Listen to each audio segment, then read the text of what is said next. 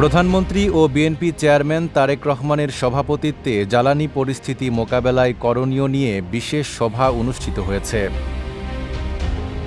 বুধবার সকালে সচিবালয়ে মন্ত্রিপরিষদ বিভাগের নিজ দপ্তরে এই সভা অনুষ্ঠিত হয়।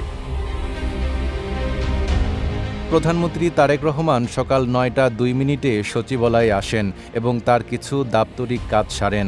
এরপর স্বাধীনতা ও জাতীয় দিবস উপলক্ষে স্মারক ডাক টিকিট উন্মোচন করেন প্রধানমন্ত্রী। পরে মন্ত্রিপরিষদ বিভাগের নিজ দপ্তরে তিনি জ্বালানি পরিস্থিতি মোকাবেলায় করণীয় নিয়ে সভায় সভাপতিত্ব করেন।